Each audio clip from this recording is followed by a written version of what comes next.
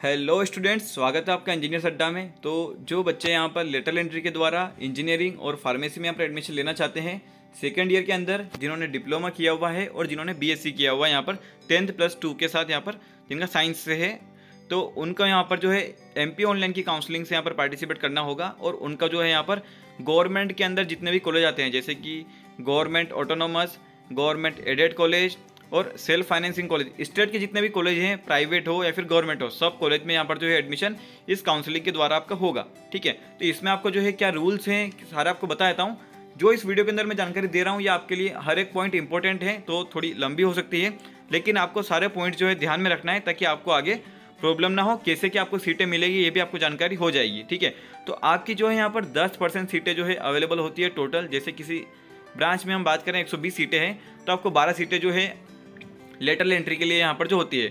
और ऐसा भी होता है कि जैसे कि फर्स्ट ईयर में किसी ने यहाँ पर सीटें खाली कर दी है, कोई यहाँ पर छोड़ के चले जाता है, तो वो सीटें जो है यहाँ पर लेटरल एंट्री के द्वारा जो है भरी जाती है। ठीक है, और जो सारी जितने भी सीटें होती हैं वो एमपी डोमिसाइल जो होते हैं, मध्य प्रदेश के जो मूल निवासी होते हैं, वो कैंडिडेट को दी जाएगी। तो इसके लिए जो है आपको एक मूल निवासी प्रमाण पत्र जो है आपको यहाँ पर देना होगा। मैं आपको सारी चीज़ आपको बता दूंगा कैसे क्या है यहाँ पर। अब आपकी सीट जो है कैसे एलोकेशन होगा यहाँ पर आपको पूरा बता देता हूँ।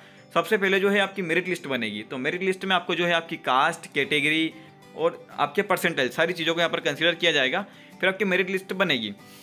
तो यहाँ पर क्या होगा कि 16% जो सीटें होती है वो एससी के लिए होती है, 20% जो है एसटी के लिए होती है और 14% जो है ओबीसी कैटेगरी के लिए होती है, एक्सक्लूडिंग क्रीमी लेयर। ठीक है, जिनकी इनकम ज़्यादा होती है वो यहाँ पर क्रीमी लेयर के अंदर आते हैं। ठीक है, तो उनको यहाँ पर नहीं लिया जाता है। ठीक है, उनको यहाँ पर रिजर्वेशन नहीं मिलता है। तो एससी एसटी कैटेगरी के लिए जो है यहाँ पर आपको एक सर्टिफिकेट जो होगा गवर्नमेंट की तरफ से मिला हुआ होगा, कास्ट सर्टिफिकेट, वो आपको देना होगा। और ओबीसी कैटेगरी के जो बच्चे होते हैं उनको यहाँ पर कास्ट सर्टिफिकेट के साथ साथ एक इनकम सर्टिफिकेट जो है यहाँ पर सेल्फ डिक्लेरेशन आपको देना होगा, वो मैं आपको बता दूंगा, इसमें पूरा दिया हुआ है यहाँ पर। और जो बाकी सारी कैटेगरी में जो यहाँ पर गर्ल्स होती है उनको यहाँ पर 30% का जो यहाँ पर रिजर्वेशन मिलता है, चाहे वो जनरल हो, एसटी एससी ओबीसी, अपनी अपनी कैटेगरी में जो है यहाँ पर 30% उनको यहाँ पर रिजर्वेशन मिलेगा। ठीक है, तो अब बात करते हैं एलिजिबिलिटी एडमिशन की क्या रहेगी। तो आपके जो परसेंटाइल है, जैसे कि आपने डिप्लोमा किया है 3 साल का या फिर आपने बीएससी किया है 10+2 के साथ, तो आपके जो है मिनिमम 45% होना चाहिए। ये जनरल कैटेगरी की बात करते हैं, जो यहाँ पर कोई रिजर्वेशन नहीं होता उनके लिए। और बात करें जो एसटी एससी है उनकी बात करें तो उनको जो है यहाँ पर, और ओबीसी, उनको यहाँ पर 40% जो है उनके पास होना चाहिए।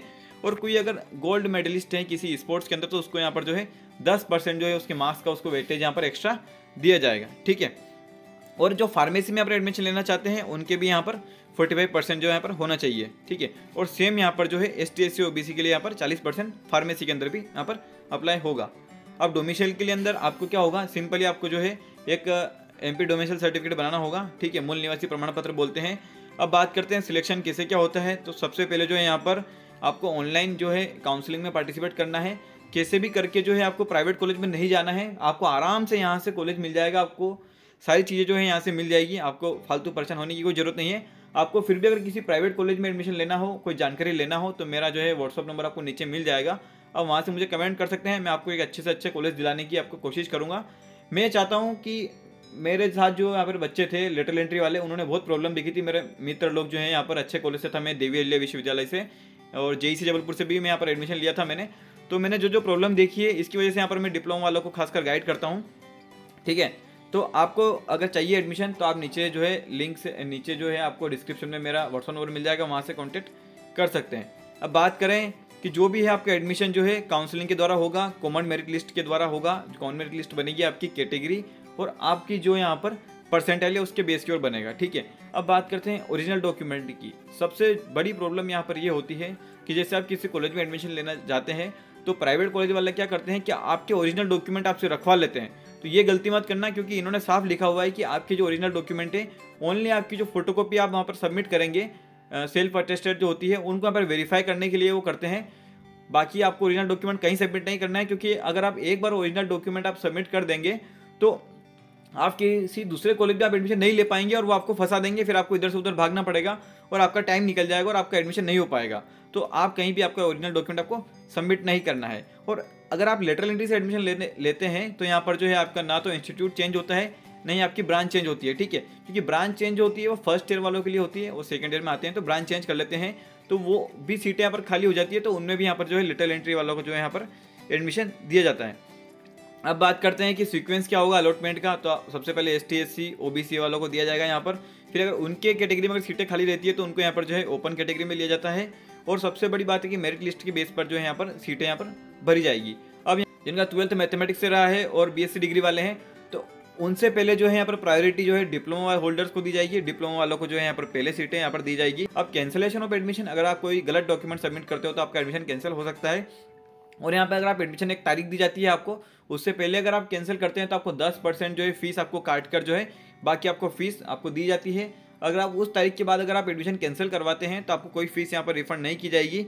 और जो भी वैकेंसी होती है वो सारी जो है बाकी की जो फर्दर जो राउंड्स होते हैं उनमें यहाँ पर किए जाते हैं, सीटें भरी जाती है और फिर कॉलेज लेवल की फाइनल काउंसलिंग यहाँ पर होती है। और यहाँ पर एक बात भी है कि आपको जो है अपनी रिपोर्टिंग डेट और आपको रिपोर्टिंग टाइम आपको मिल जाएगा, उसमें जाकर जो है आपको एडमिशन करवाना है।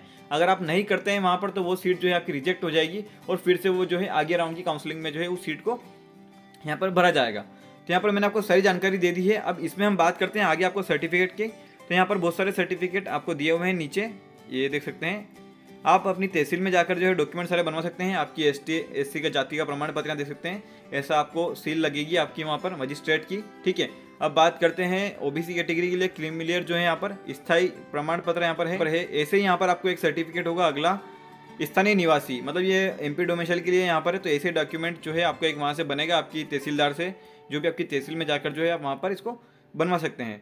तो आई होप आपको सारी जानकारी समझ में आ गई होगी। फिर भी अगर कोई डाउट रहता है, अब एक डाउट रहता है बच्चों को यहाँ पर कि उनकी ब्रांच जैसे मैकेनिकल है तो वो यहाँ पर CS में एडमिशन ले सकते हैं या नहीं ले सकते। तो ये नहीं ले सकते क्योंकि अपनी ब्रांच के अकॉर्डिंग यहाँ पर एक ब्रांच का एक स्ट्रीम होती है, पाइपलाइन होती है। जैसे आप मैकेनिकल के हैं तो आप मैकेनिकल में एडमिशन ले सकते हैं। आपने अगर CSIT से किया है तो आप CSIT में यहाँ पर एडमिशन ले सकते हैं। तो यहाँ पर आप एक ब्रांच से दूसरी ब्रांच में आप स्विच नहीं कर सकते ऐसे इतनी आसानी से। तो वो भी डिटेल्स में आपको अपकमिंग वीडियोस में बताऊंगा कि आप कौन सी ब्रांच से कौन सी ब्रांच में आप जा सकते हैं। तो ऐसे जुड़े रहिए मेरे साथ। वीडियो को लाइक करना ना भूलें, आप लाइक करेंगे तो मुझे सपोर्ट मिलेगा ताकि मैं आगे और अपकमिंग वीडियोस बनाऊं। और सब्सक्राइब कर लेना चैनल को ताकि अपकमिंग वीडियो जो है आपको मिलती रहेगी। Thank you students.